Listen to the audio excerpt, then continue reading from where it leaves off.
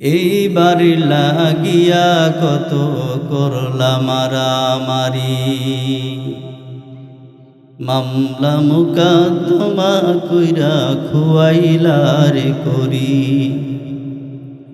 আজকে তুমি যাবে চলে,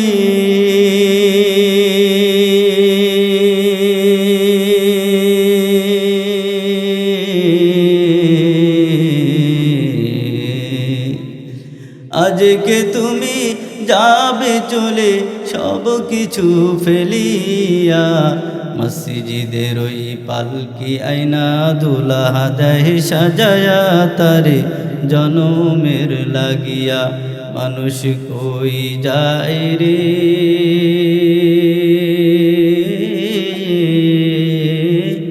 দুনিয়া ছাড়িয়া, মসজিদের ওই পালকি আইনা দুলাহা দেয় সাজায়া তারে জনমের লাগিয়া।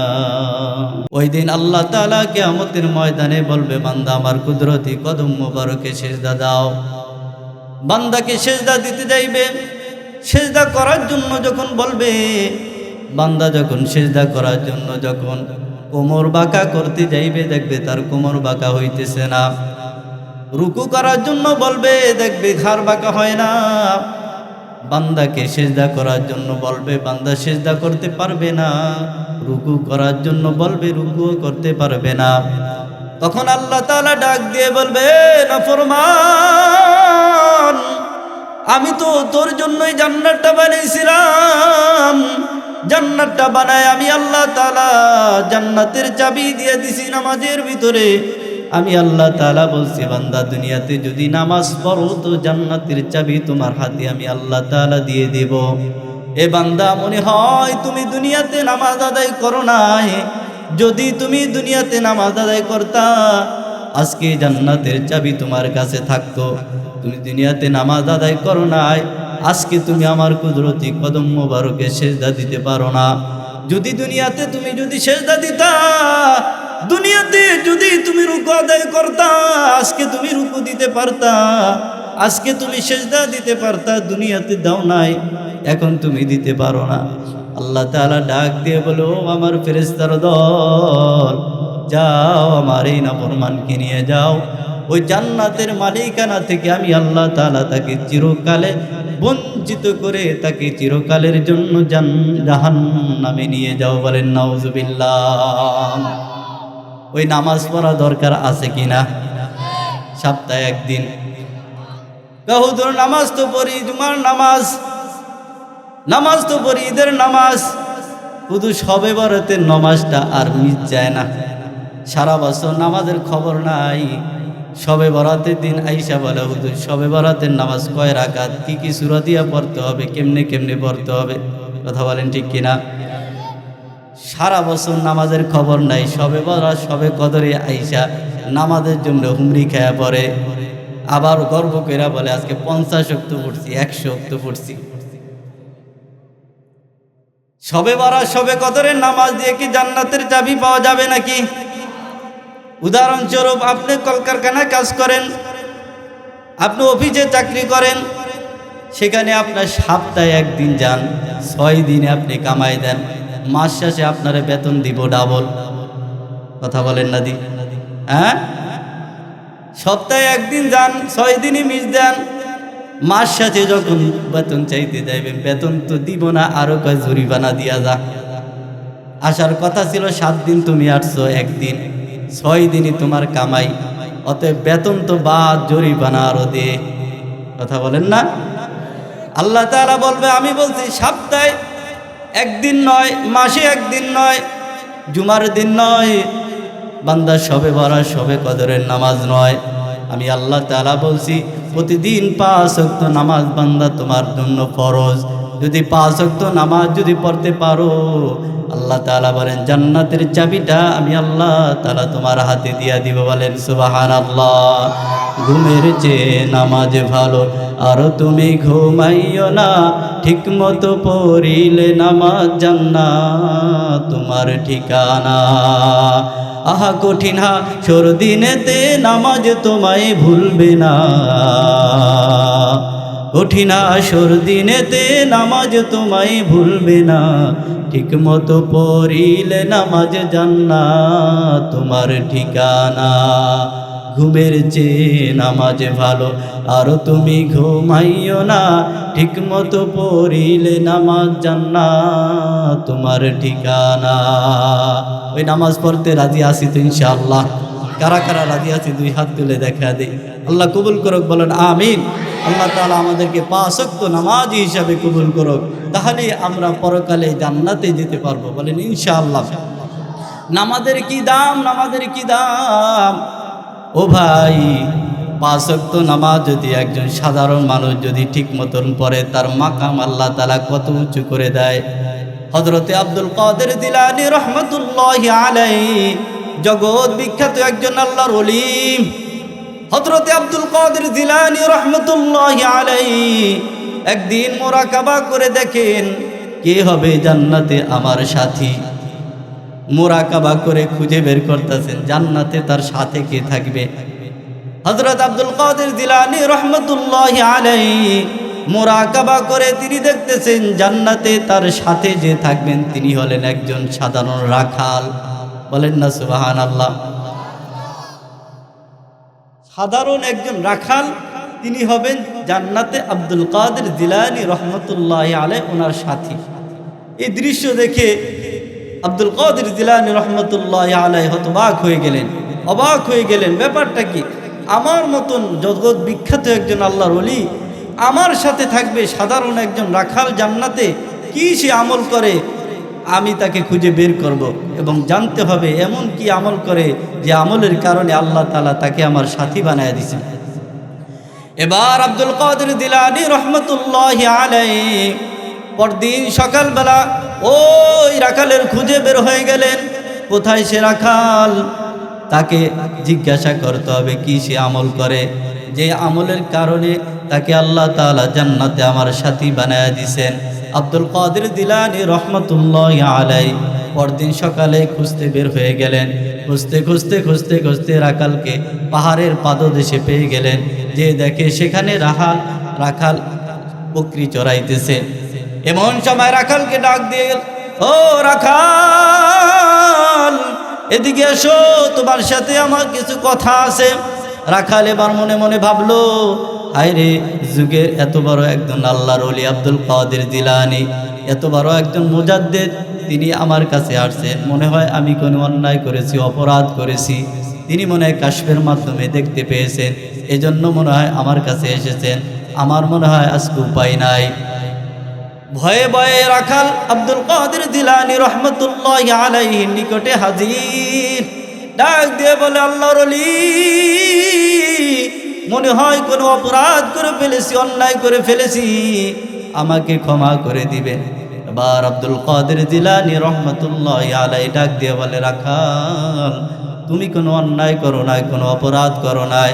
আমি গত রাতে মুরাকাবা করে দেখেছি জান্নাতে তুমি হইবা আমার সাথী। বলেন না সুবহানাল্লাহ। ও রাখাল, কি এমন আমল করো যে আমলের কারণে আল্লাহ তাআলা তোমাকে আমার সাথী বানায় দিয়েছেন?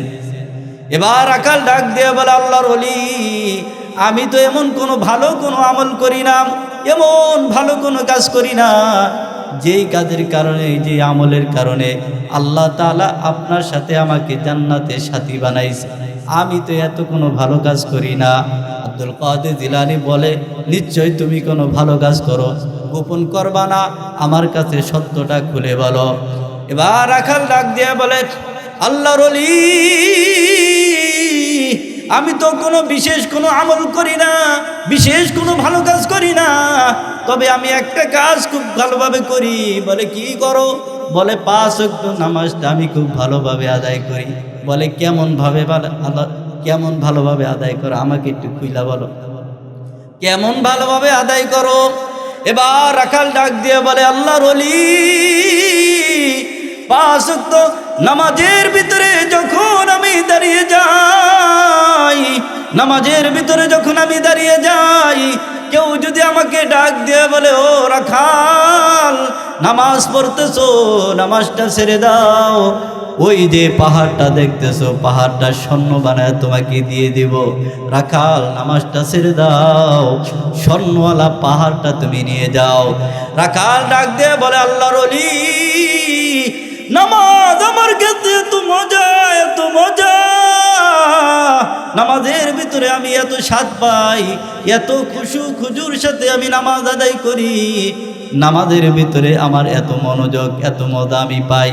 ওই পাহাড়, স্বর্ণওয়ালা পাহাড়ের প্রতি আমার কোনো লোভ নাই, ওই পাহাড় আমার কোনো দরকার নাই, ওই পাহাড় আমি ছাড়তে রাজি, তবে নামাজ ছাড়তে রাজি নয়। বলেন না সুবহানাল্লাহ। আবার যদি কেউ ডাক দিয়ে বলে, রাখাল নামাজ আদায় করতেছো, তুমি নামাজ পড়তেছো, তোমার আত্মীয় স্বজন, ছেলে সন্তান সব কিছু সবাই মারা গেছে, তোমার ঘর বাড়ি পুরে ছারখার হয়ে গেছে, তোমার ফসলের জমি সব নষ্ট হয়ে গেছে।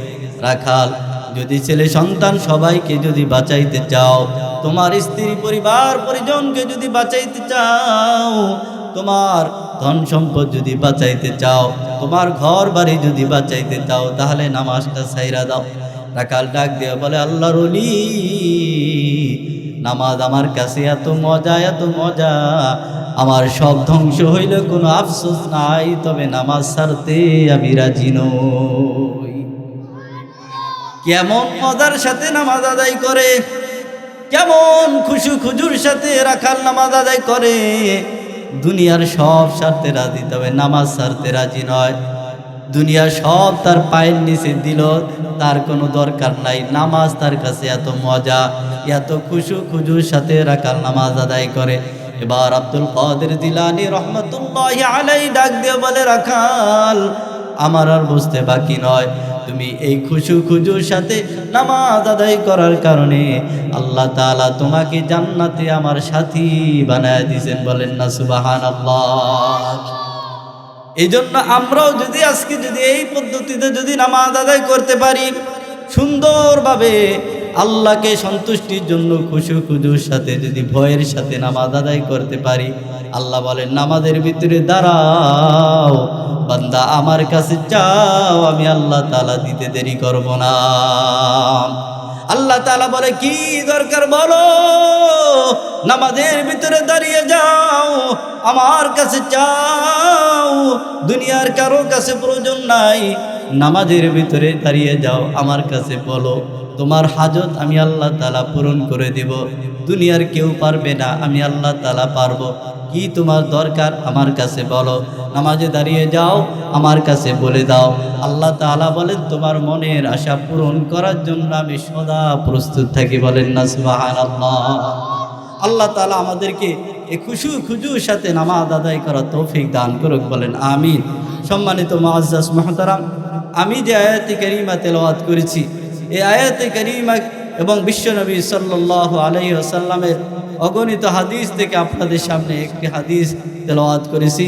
এই আয়াতে কারিমা এবং হাদিসকে সামনে নিয়ে অল্প কিছুক্ষণ কথা, হযরত যখন চলে আসবেন আমার বয়ান শেষ, অতএব এখনও যারা এদিক সেদিক আসেন সবাই জমে বসে থাকেন, হযরত আসবে তো বয়ান শেষ করে দেব। হযরত ইনশাআল্লাহ আপনাদের সামনে গুরুত্বপূর্ণ নসিহত করবেন, সবাই আমরা তার জন্য অপেক্ষা আছি। কথা বলেন ঠিক কিনা? আমরা মন ভরে ওনার বয়ান আমরা শুনবো ইনশাআল্লাহ।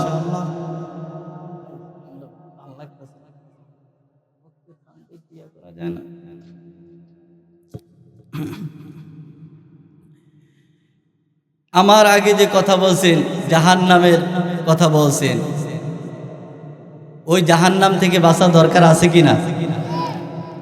আল্লাহ তাআলা বলেন, দুনিয়ার সফলতা এটা কোনো আসল সফলতা নয় বান্দা, তোমার আসল সফলতা হইল যদি তুমি জাহান্নাম থেকে বাঁচতে পারো, যদি জান্নাতে যেতে পারো, এটাই তোমার আসল সফলতা।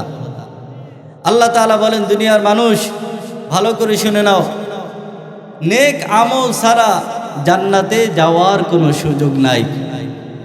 নেক আমল ছাড়া কি নাই? জান্নাতে যাওয়ার কোনো সুযোগ নাই।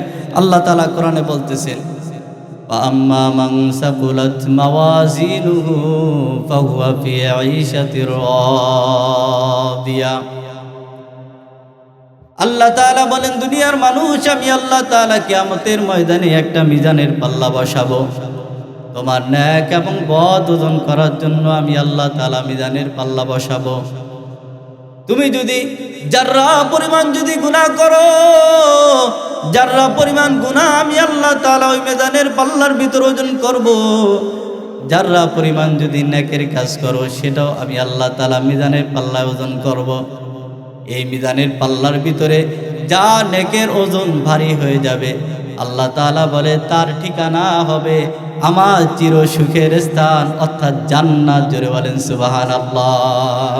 আর যাদের নেকের ওজন হালকা হবে তাদের ঠিকানা কোথায়? আল্লাহ তাআলা কোরআন আয়াতে বলতেছেন, ওয়া আম্মা মান খাফফাত মাওয়াজিনুহু ফাউম্মুহু হাওিয়া।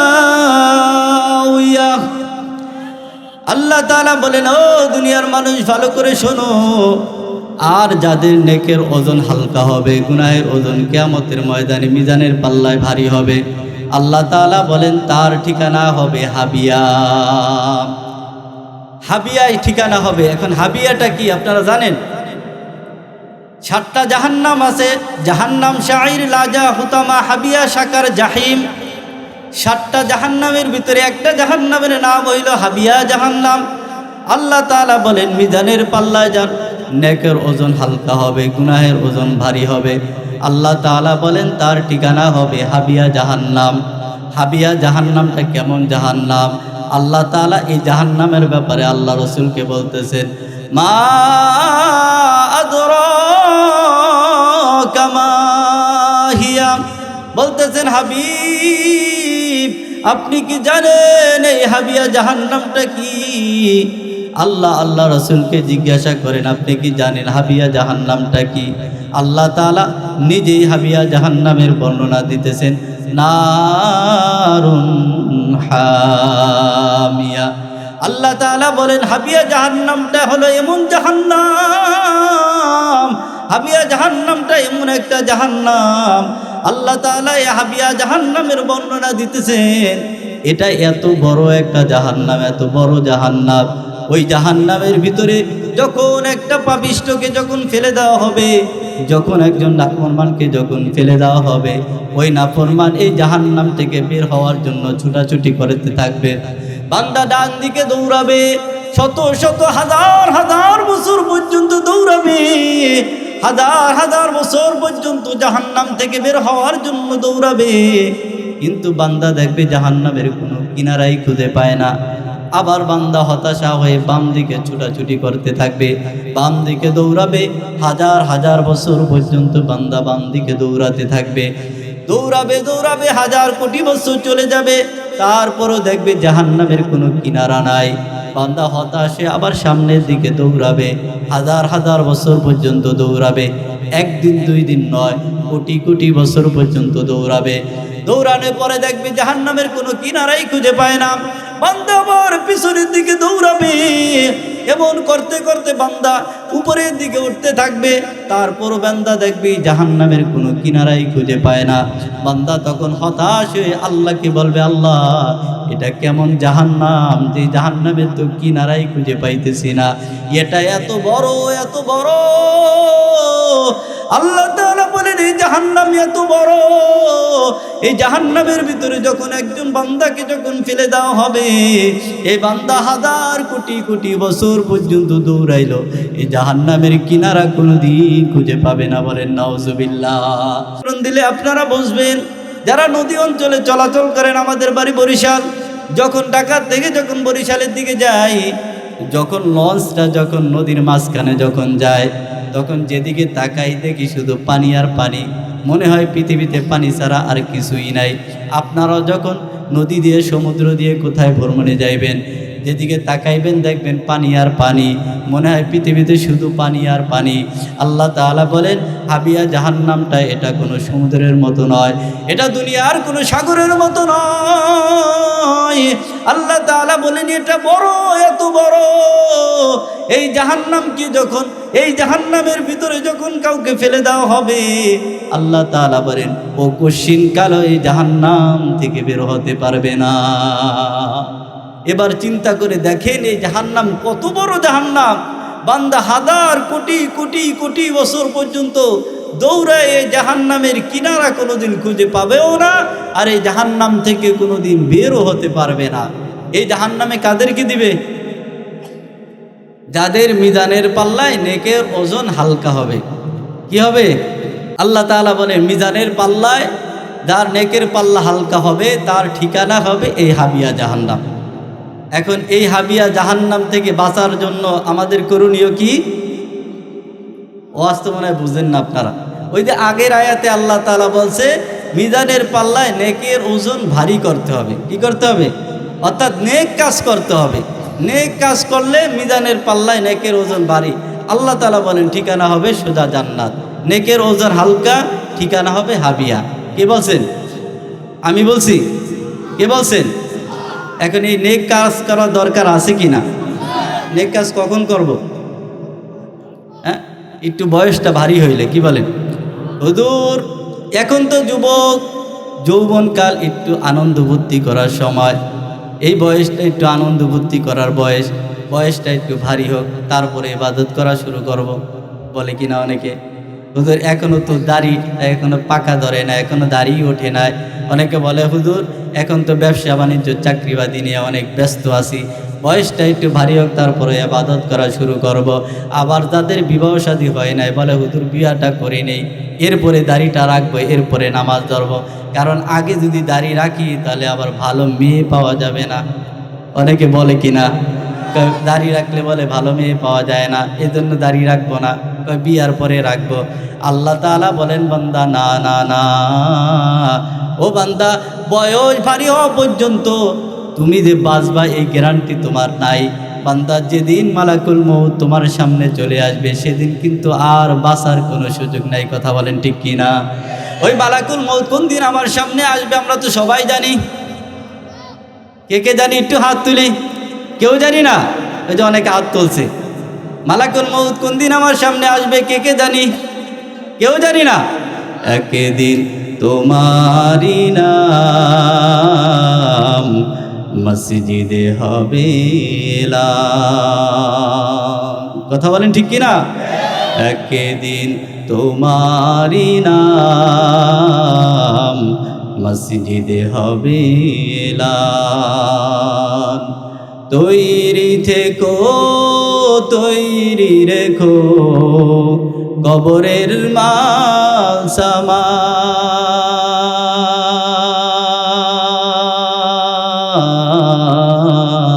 একদিন তোমারি নাম মসজিদে হবে এলান। একদিন তোমারি নাম মসজিদে হবে এলান। ও ভাই, ও পদ্মার আলার বোন, ও যুবক ভাই, ও দাড়ি পাকা মুরব্বীরা, আজকে আমরা মনে করতেছি হুজুর আজকে না কালকে, কালকে না পরশু আমল করব। ও ভাই, কোন দিন ওই মসজিদের মিনারে আমার নাম ঘোষণা হয়ে যাবে আমরা কেউ জানি না। কোন দিন মসজিদের মুয়াজ্জিন ঘোষণা করে দিবে আব্দুল খালেক আর নাই, আর দুনিয়াতে বেঁচে নাই, সে এখন লাশ হয়ে গেছে, আমি আর এখন দুনিয়াতে বেঁচে নাই। আমার আপনার নাম একদিন ওই মসজিদের মাইকে ঘোষণা হয়ে যাবে। আল্লাহ তাআলা বলে কোন দিন ঘোষণা হবে বান্দা তুমি জানো না, আর ঘোষণা যে হবে এটাও সত্য। যেই সঙ্গীতটা আমি বললাম, এই সঙ্গীতের যে লেখক গীতিকার তিনিও আর দুনিয়াতে বেঁচে নাই, এই 4-5 দিন আগে দুনিয়া থেকে চলে গেছেন। আমি আপনিও এই দুনিয়া থেকে একদিন চলে যাব, কিন্তু কোন দিন চলে যাব আল্লাহ বলে এটা আমি জানাবো না। আর আল্লাহ তাআলা বলেন ওই মালাকুল মউত তোমার সামনে আসার আগে বান্দা তুমি রেডি হয়ে যাও। কোরআনের ভিতরে আল্লাহ তাআলা বলেন ওয়া'বুদু রাব্বাকা হাত্তা ইয়াতিয়াকাল ইয়াকিন।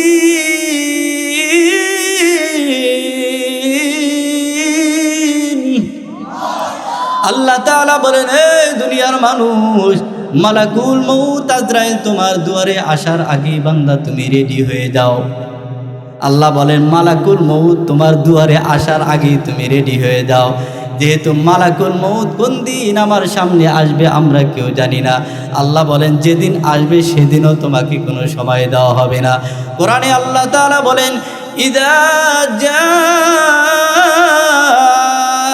আজালুহুম লা ইস্তাখিরুন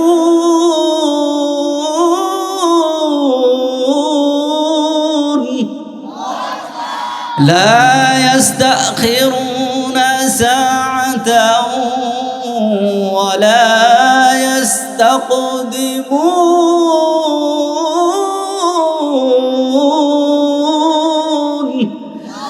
আল্লাহ তাআলা বলেন, হে দুনিয়ার মানুষ শোনো, নির্ধারিত সময় আমি আল্লাহ তাআলা তোমার সামনে মালাকুল মউত পাঠিয়ে দেব। এক বিন্দু সময় আমি আল্লাহ তাআলা এদিক সেদিক করব না। যেদিন তোমার মালাকুল মউত তোমার সামনে আসবে, বান্দা দুনিয়ার এমন কোনো জায়গা নাই তুমি পলায়ন করতে পারবা।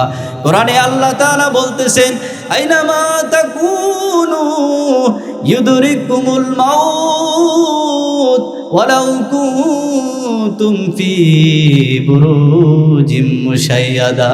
আল্লাহ বলেন, বান্দা যেদিন মালাকুল মউত আসবে, দুনিয়া ভেদ করে যদি তুমি আমার আলসে যদি লুকাও, মজবুত অট্টালিকার ভিতরে বান্দা যদি তুমি লুকাও, আমার মালাকুল মউত সেখানে যেও তোমার জান কবজ করতে পারবে।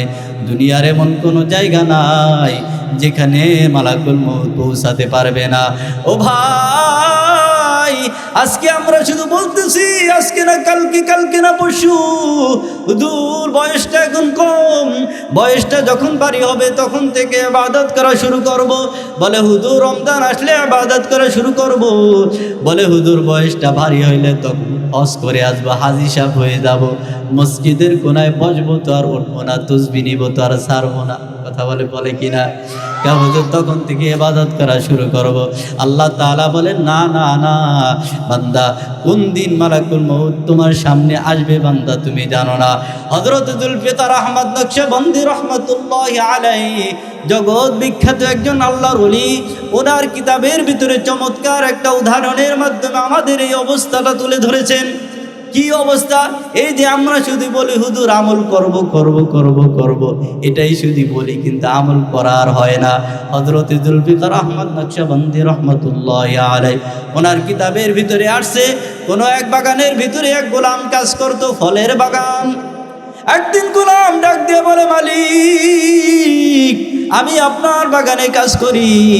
ও মালিক, আপনার বাগানে আমি এতদিন যাবৎ কাজ করি, কিন্তু আপনার বাগান থেকে আমি কোনোদিন নিজের হাতে ফল আমি ছিঁড়ে খাই না। ওগো মালিক, আপনি যদি আমাকে অনুমতি দিতেন তাহলে আমার নিজের হাতে ফল আপনার বাগান থেকে আমি ছিঁড়ে খাইতাম। ওগো মালিক, আমার মনে অনেক ইচ্ছা আপনার বাগান থেকে আমি নিজের হাতে ফল ছিঁড়ে খাবো।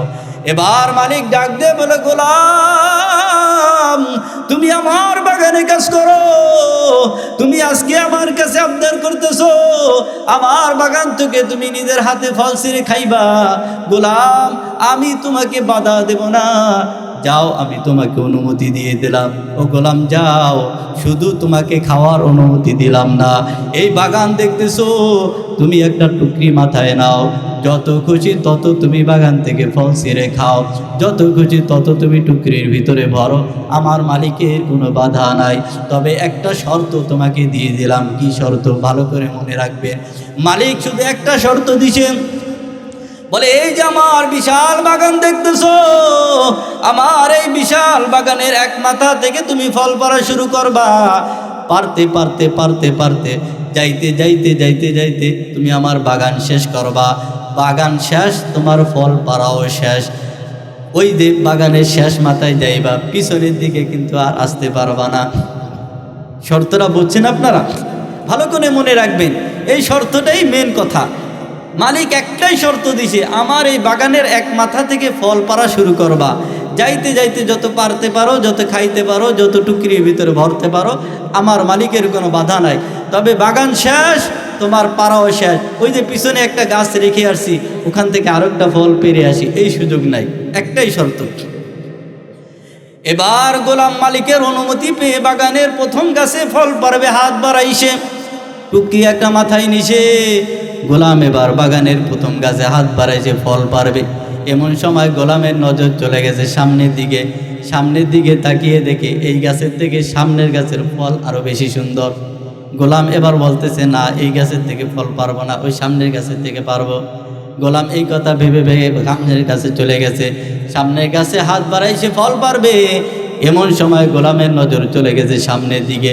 সামনের দিকে তাকিয়ে দেখে এই গাছের থেকে সামনের গাছের ফল আরো বেশি সুন্দর। এবার গোলাম বলতেছে, না না না, আমি এই গাছের থেকেও ফল পারবো না, কারণ এই গাছের থেকে যদি আমি ফল পারি এখনই আমার টুকরি ভরে যাবে, সামনের গাছের থেকে আর পারতে পারবো না, অতএব না, আমি সামনের গাছের থেকেই পারবো। গোলাম এই কথা ভেবে চলে গেছে সামনের দিকে, সামনের গাছের থেকে ফল পারবে। এমন সময় গোলামের নজর চলে গেছে বাগানের শেষ মাথায়। তাকিয়ে দেখে ওই শেষ মাথার গাছে এত সুন্দর সুন্দর ফল, যেই ফলগুলো এই সমস্ত কোনো গাছের ভিতরে নাই। এবার গোলাম বলতেছে, আমার যত ফল আমি সব ওই গাছের থেকে পারবো, কারণ ওই গাছে এত সুন্দর সুন্দর ফল, ওই ফলের মতো এই সমস্ত গাছের ভিতরে এত সুন্দর ফল নাই। অতএব আমার যত ফল আমি বাগানের ওই শেষ মাথার গাছের থেকেই পারবো। গোলাম এই কথা ভেবে বাগানের শেষ মাথায় চলে গেছে। শেষ মাথায় যে গোলাম এবার গাছের দিকে হাত বাড়াইছে, ফল পারবে। এমন সময় গোলাম গাছের দিকে তাকিয়ে দেখে দূরে থেকে যেগুলো সুন্দর সুন্দর ফল মনে হয়েছে, এবার গোলাম গাছের দিকে তাকিয়ে দেখে আসলে এগুলো কোনো ফলই না। শর্ত কি ছিল? কথা মনে হয় বোঝেন না। আমরা এই যে বিভিন্ন সময় ধান রোপণ করি, ধান রোপণ করলে আমরা দূরের থেকে দেখবেন, দেখলে মনে হবে অনেক সুন্দর সুন্দর ধান, কিন্তু কাছে গেলে দেখবেন এগুলো চিটা হয় কিনা। এরকম ধানের ভিতরে চিটা গাছ হয়, চিটা গাছগুলো এগুলো আরও মোটা তাজা দেখা যায়, কিন্তু ওগুলার ভিতরে কোনো চাউল থাকে না, শুধুই বড় বড় গোছা থাকে, ভিতরে থাকে খালি। কথা বলেন ঠিক কিনা? ওই গোলামও দূরের থেকে দেখছে অনেক সুন্দর ফল, কাছে গিয়ে দেখে কোনো ফলই নাই, একটাও ফল পারছে এই পর্যন্ত পারে না। ওই যে পারবে পারবে করে শেষ মাথার গাছের থেকে পারবে নিয়ত করছে, শেষ মাথায় যায় তো দেখি ফলই নেই। শর্ত মোতাবেক পিছনের দিকে তো আসার আর সুযোগ নাই। এবার কি করবে? খালি টুকরি নিয়ে মালিকের দরবারে হাজির। ডাক দিয়ে বলে, মালিক, ফল তো পারতে পারলাম না, খালি টুকরি মাথায় নিয়ে আপনার দরবারে হাজির। এবার মালিক ডাক দিয়ে বলে, কেন রে গোলাম, কেন তুমি পারতে পারলা না? বলে, মালিক, আমি যখন বাগানের প্রথম গাছের থেকে ফল পারবো নিয়ত করছি, এমন সময় আমার নজর চলে গেছিল সামনের দিকে, ভাবছি সামনের গাছের থেকে পারবো। এমন সময় আমার নজর চলে গেছে সামনের দিকে, দেখছি সামনের গাছের ফল আরও বেশি সুন্দর, ভাবছি ওই গাছের থেকে পারবো। এমন করতে করতে করতে করতে বাগানের সব গাছ শেষ করছি। বাগানের শেষ মাথায় একটা গাছ দেখছি, এত সুন্দর ফল, ভাবছি ওই গাছের থেকে আমার যত ফল আমি সব পারবো। ও মালিক, বাগানের শেষ মাথায় ওই ফল গাছের নিকটে যায় দেখি কোনো ফলই না, দূরের থেকে ফল মনে হয়েছে, কাছে যায় দেখি ফলই না। আপনি শর্ত মোতাবেক পিছনের দিকে আসার তো আর সুযোগ নাই, এজন্য খালি টুকরি মাথায় নিয়ে আপনার দরবারে হাজির। এবার মালিক ডাক দিয়ে বলে, গোলাম, বলো এটা কি আমার দোষ? বলে, না। বলে, আমি কি তোমাকে সময় দেই নাই? বলে, হ্যাঁ দিয়েছেন। বলে, আমি কি তোমাকে সুযোগ দেই নাই? বলে, হ্যাঁ দিয়েছেন। বলে, কেন পারলা না? বলো, পারবো করে নিয়ত কইরা শুধু খালি সময়কে শেষ করছি, সুযোগ শেষ করছি, বাগান শেষ করছি, পারার হইল না। এই চমৎকার উদাহরণ দিয়ে হযরত জুলফিকার আহমদ নকশবন্দি রহমতুল্লাহি আলাইহি বলেন, আল্লাহ তাআলা আমাদেরকে বিভিন্নভাবে সুযোগ দেয়, বিভিন্নভাবে আমাদেরকে সময় দেয়। আমরা শুধু বলি আজকে না কালকে, কালকে না পরশু আমল করব, এভাবে করতে করতে আমাদের সময়গুলোকে শেষ করি। হঠাৎ করে একদিন মালাকুল মউত আমার সামনে হাজির। তখন আমি আল্লাহকে ডাক দিয়ে বলি, আল্লাহ, নেকের ক্ষতিগ্রস্ত করতে পারলাম না, গুনাহগুলো তো মাফ করতে পারলাম না। আয় আল্লাহ, আমাকে একটু সময় দাও, একটু সুযোগ দাও। আল্লাহ তাআলা বলেন, কেন তুমি সময় চাও? ওই লোক ডাক দিয়েও বলবে, ফাসাদ্দাকুম মিনাস সালিহিন। ওই লোক ডাক দিয়ে বলবে, আল্লাহ অনেক গুনাহ করেছি, আয় আল্লাহ গুনাহ মাফ করার সুযোগ পাই নাই। আয় আল্লাহ অনেক সম্পদ অর্জন করেছি, দান করার সুযোগ পাই নাই। আয় আল্লাহ একটু সময় দাও, সম্পদ থেকে তোমার রাস্তায় দান করি। আয় আল্লাহ একটু সময় দাও, নেককারদের অন্তর্ভুক্ত হই। তখন আল্লাহ তাআলা ডাক দিয়ে বলে, এরে গোলাম, তোমাকে কি আমি সময় কি দেই নাই? এ গোলাম বল, আমি কি তোমাকে সময় দেই নাই? এ গোলাম বল, আমি কি তোমাকে সুযোগ কি দেই নাই? আল্লাহ তাআলা তখন ডাক দিয়ে বলবে, গোলাম আমি আল্লাহ তাআলা ফজরের সময় তোমাকে ডাকছি, মসজিদের মুয়াজ্জিন তোমাকে ডাকছি, হাইয়া আলাস সালাহ হাইয়া আলাল ফালাহ। এসো নামাজের দিকে, এসো কল্যাণের দিকে এসো। ওই যে ফজরের সময় মুয়াজ্জিন তোমাকে ডাকছে, বান্দা তুমি আসো নাই। আবার জোহরের সময় তোমাকে ডাকছি, তাও তুমি আসো নাই। আসরের সময় আবার তোমাকে ডাকছি, তাও তুমি আসো নাই। মাগরিবের সময় আবার তোমাকে ডাকলাম, বান্দা তুমি তাও আসো নাই। ইশারের সময় আবার আমি আল্লাহ তাআলা তোমাকে ডাকছি, এ বান্দা এ বান্দা আমি আল্লাহ তাআলার কুদরতি কদম মোবারকে সেজদা দে। এ বান্দা দুনিয়ায় যত গুনাহ করছো, হায়াতের জিন্দেগিতে যত অন্যায় করেছো, বান্দা আমার কুদরতি কদম মোবারকে সেজদা দে, আমার কাছে তওবা কর। আল্লাহ তাআলা বলে, আমি বলছি আমার কাছে তওবা কর, তোর গুনাহগুলোকে মাফ করে দিব। এ বান্দা ইশারের সময় তোমাকে ডাক দিয়ে পাই নাই। এভাবে করতে করতে করতে করতে তোমার বয়স এখন 50, 60, 70, 80 বছর হয়ে গেছে। আল্লাহ তাআলা কোরআনে ঘোষণা করতেছেন, লা তাকুনাতু মির রাহমাতিল্লাহ। বলেন না আল্লাহু আকবার। আল্লাহ তাআলা বলেন 80 বছরও আমি আল্লাহ তাআলা বলছি, বান্দা ভয় নাই, ভয় নাই। 80 বছর হয়ে গেছে, এ বান্দা এখনো তোমার তওবা করার সুযোগ আছে। এ বান্দা মালাকুল মউত তোমার দুয়ারে আসার আগ পর্যন্তই তোমার সুযোগ। এ বান্দা 80 বছর বয়সে যদি তুমি তওবা করো, আমি আল্লাহ তাআলা ঘোষণা করেছিলাম 80 বছরও তোমার গুনাহ মাফ করব। এ বান্দা 80 বছরও তুমি তওবা করো নাই। আল্লাহ তাআলা বলছি, আল্লাহ তাআলা বলেন, আমি আল্লাহ তাআলা কত সময় সুযোগ তোমাকে দিয়েছি। এ বান্দা কত সুযোগ তোমাকে দিয়েছি। আমি আল্লাহ তাআলা বলছি, বান্দা বয়স বেশি হয়ে গেছে, বুড়া হয়ে গেছো, এখনো নামাজ ধরতে পারো না, ইবাদত ধরতে পারো না। আল্লাহ তাআলা বলেন, বান্দা এখনো যদি খাঁটি দিলে তওবা করতে পারো। আল্লাহ তাআলা বলেন, আমি আল্লাহ তাআলা ঘোষণা করছি তোমার জিন্দেগির গুনাহগুলো মাফ করে দিয়ে গুনাহগুলোকে নেকি দ্বারা পরিবর্তন করে দিব। বলেন সুবহানাল্লাহ। আল্লাহ আল্লাহ क्या मुबारक नाम है, अल्लाह अल्लाह आशिकों का काम है। अल्लाह अल्लाह तू मेरा माबूद है, अल्लाह अल्लाह तू मेरा माशूक है। या इलाही मुझसे मुझको दूर कर, ताकि देखो मुझ में तुझको एक नजर। या इलाही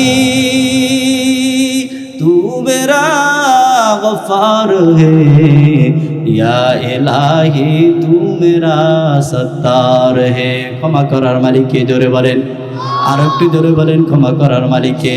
ক্ষমা চাও ডুবে যদি পাপ দরিয়ায়, ক্ষমা করে দিবে প্রভু দয়া বিলায়। কথা বলেন ঠিক কিনা? ক্ষমা চাও ডুবে যদি পাপ দরিয়ায়, ক্ষমা করে দিবে প্রভু দয়া বিলায়। দরগাহে কেন তার,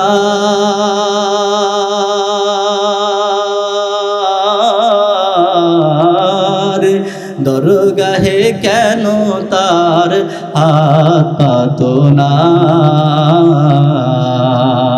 প্রভু প্রভুর প্রেমে কেন সারা দাও না, হৃদয়ের জানালা খুলে দাও না, প্রভুর প্রেমে কেন সারা দাও না। এজন্য আমি আল্লাহ তাআলা ডাক দিয়ে ঘোষণা করে আল্লাহ তাআলা বলেন, বান্দা গুনাহ করেছো, বান্দা অন্যায় করেছো, অপরাধ করেছো, বান্দা ভয় পেও না, আমার কাছে খাঁটি দিলে বান্দা যদি তওবা করো, তোমার গুনাহের দিকে আমি আল্লাহ তাকাবো না। তোমার শত কোটি গুনাহ হইল, খাঁটি দিলে তওবা করলে আমি আল্লাহ তাআলা মুহূর্তের ভিতরে মাফ করে দিব। পয়গম্বর মুসা আলাইহিস সালাতু ওয়াস সালামের জামানার এক ঘটনা। পয়গম্বর মুসা আলাইহিস সালাতু ওয়াস সালামের জামানায় একবার অনাবৃষ্টি দেখা দিল, বৃষ্টি হয় না। আল্লাহ তাআলা বৃষ্টি বন্ধ করে দিয়েছে, গুনাহের কারণে আল্লাহ তাআলা বৃষ্টি বন্ধ করে দিয়েছে। মানুষগুলো পিপাসায় অস্থির কাতর, সবাই এখন পানি পানি বাড়িয়ে চিৎকার করতেছে। পয়গম্বর মুসা আলাইহিস সালাতু ওয়াস সালামের কাছে সব লোকজন উপস্থিত হয়ে গেছে। ডাক দিয়ে বলে, ও আল্লাহ রসূল, আল্লাহ তাআলা বৃষ্টি বন্ধ করে দিয়েছে, বৃষ্টি না হওয়ার কারণে মাঠ ঘাটগুলো শুকিয়ে গেছে, মানুষ ফসল ফলাইতে পারে না, মানুষ পিপাসায় কাতর হয়ে গেছে। ওগো আল্লাহ রসূল, আপনি একটু আল্লাহর কাছে দোয়া করেন যেন আল্লাহ তাআলা বৃষ্টি নামক রহমত দিয়ে আমাদেরকে ধন্য করে দেয়। ও ভাই, আল্লাহ তাআলা বলেন, বান্দা অপরাধ করেছো, বান্দা গুনাহের কারণে তোমার শাস্তি হইতেছে, গুনাহের কারণে আমি আল্লাহ তাআলা আযাব দিতেছি, তওবা করে নাও। আল্লাহ তাআলা বলেন, আযাব আমি হটায়া দিব। তখন সব মানুষগুলো পয়গম্বর মুসা আলাইহিস সালাতু ওয়াস সালামের কাছে বলল। হযরত মুসা আলাইহিস সালাতু ওয়াস সালাম বললে, ঠিক আছে যাও, অমুক দিন অমুক তারিখে তোমরা অমুক ময়দানে হাজির হয়ে যাও, আমি তোমাদের সকলকে নিয়ে আল্লাহর কাছে দোয়া করব, আল্লাহ তাআলা যেন বৃষ্টি নামক রহমত দেয়। সবাইকে নিয়ে নির্ধারিত সময় নির্ধারিত দিনে ময়দানের ভিতরে হাজির পয়গম্বর মুসা আলাইহিস সালাতু ওয়াস সালাম এবার লোকজনকে নিয়ে আল্লাহর দরবারে দোয়া করতেছে, আল্লাহ বৃষ্টি বন্ধ করে দিয়েছো, আল্লাহ তোমার বান্দাগুলো দেখো পিপাসায় কাতর, ছোট্ট ছোট্ট নাবালক শিশুর আল্লাহ কেমনভাবে পিপাসায় ছটফট করতেছে। আল্লাহ মানুষগুলো ধান ফলাইতে পারে না, ফসল ফলাইতে পারে না, আল্লাহ পিপাসায় জমিনগুলো শুকিয়ে চৌচির হয়ে গেছে। আল্লাহ তুমি আমাদের দোয়া কবুল করো, বৃষ্টি নামক রহমত দিয়ে তুমি আমাদেরকে ধন্য করো। ও ভাই, ও যুবক, গুনাহ করেছো, একটু মনের কান দিয়ে শোনো, গুনাহ করছো, আল্লাহর কাছে যদি খাঁটি দিলে তওবা করতে পারো, আল্লাহ তোমার মতন হাজারো গুনাহগারদেরকে ক্ষমা করার জন্য প্রস্তুত। বলেন সুবহানাল্লাহ। এবার পয়গম্বর মুসা আল্লাহর কাছে দোয়া করতেছেন, কিন্তু বৃষ্টি হইতেছে না। একবার দোয়া করেন, বৃষ্টি হয় না। পয়গম্বর মুসা আবার দোয়া করতেছেন, তারপরও দেখে বৃষ্টি হয় না। পয়গম্বর মুসা আবার দোয়া করলেন, দোয়া করতেছেন, কিন্তু বৃষ্টির কোনো আলামতই দেখা যায় না। আকাশেও কোনো মেঘ নাই, কোনো বৃষ্টিরও কোনো আলামত নাই। এবার পয়গম্বর মুসা আলাইহিস সালাতু ওয়াস সালাম আল্লাহর কাছে ফরিয়াদ করতেছেন, আল্লাহ জীবনে কোনো দিন তুমি আমার এই দুই হাত তুমি খালি হাতে ফিরাও না। আয় আল্লাহ, যেদিন যা কিছু তোমার কাছে চেয়েছি তুমি তো সবই আমাদেরকে দিয়েছো। আল্লাহ আজকে বারবার তোমার কাছে দোয়া করতেছি, আল্লাহ কেন তুমি দোয়া কবুল করো না, কেন তুমি বৃষ্টি দাও না, বুঝতে পারি না। আল্লাহ জীবনেতে তুমি কোনোদিন খালি হাতে ফিরাও না। আল্লাহ আজকে কেন তুমি আমাদের দোয়া কবুল করতেছো না। কিতাবের ভিতরে আসছে আল্লাহ তাআলা গায়বী ইলহাম দিয়েছে, পয়গম্বর মুসা আলাইহিস সালাতু ওয়াস সালামকে জানিয়ে দিলেন, এ পয়গম্বর মুসা তুমি একবার দুইবার তিনবার নয়, হাজার বার যদি তুমি দোয়া করো আমি আল্লাহ তাআলা তোমার দোয়া কবুল করব না। কারণ তোমার এই ময়দানের ভিতরে এমন একজন পাপিষ্ট, এমন একজন গুনাহগার, যে আমি আল্লাহ তাআলার সাথে নাফরমানিতে লিপ্ত, এমন গুনাহ যেই গুনাহ আমি আল্লাহ তাআলা ক্ষমা করব না। ওই গুনাহগারের জন্য আমি আল্লাহ তাআলা বৃষ্টি বন্ধ করে রেখেছি। যতক্ষণ পর্যন্ত ওই গুনাহগার ময়দানের ভিতরে থাকবে আমি আল্লাহ তাআলা ততক্ষণ বৃষ্টি দিব না, তোমার দোয়াও কবুল করব না। তুমি এই লোকটাকে ময়দান থেকে বের করে দাও। যদি এই ময়দান থেকে এই লোকটা বের হয়ে যায় আমি তোমাদের দোয়া কবুল করব, বৃষ্টিও দান করব। বলেন সুবহানাল্লাহ। হাজার হাজার মানুষ। এবার হযরত মূসা আলাইহিস সালাতু ওয়াস সালাম পেরেশান হয়ে গেলেন। হায় রে, হাজার হাজার মানুষ, এত মানুষের ভিতরে আমি কিভাবে বুঝবো কোন সেই গুনাহগার ব্যক্তি, কে সে ব্যক্তি যার কারণে আল্লাহ তাআলা বৃষ্টি বন্ধ করে রেখেছে। আল্লাহ তাআলা যার কারণে বৃষ্টি বন্ধ করে রেখেছে, হাজার হাজার মানুষের সামনে আমি কিভাবে তাকে খুঁজে বের করব। এবার পয়গম্বর মূসা আলাইহিস সালাতু ওয়াস সালাম অস্থির হয়ে গেলেন, ময়দানের ভিতরে ঘোষণা করে দিলেন। আলহামদুলিল্লাহ, বলেন আলহামদুলিল্লাহ। প্রধান বক্তা আব্দুল খালেক সাহেব, শরীয়তপুরি সাহেব, যাকে কেউ চিনে না বলতে এমন কোন মানুষ আছে বলেন? হযরতুল আল্লাম হযরত মাওলানা আব্দুল খালেক শরীয়তপুরি সাহেব চলে এসেছেন, মাদ্রাসার অফিস রুমে আছেন। বলেন আলহামদুলিল্লাহ। হযরত কিছুক্ষণের ভিতরে স্টেজে চলে আসবেন, অতএব আলহামদুলিল্লাহ হযরত চলে আসছেন ইনশাআল্লাহ। বলেন নারায়ে তাকবীর। আল্লামা আব্দুল খালেক শরীয়তপুরি সাহেব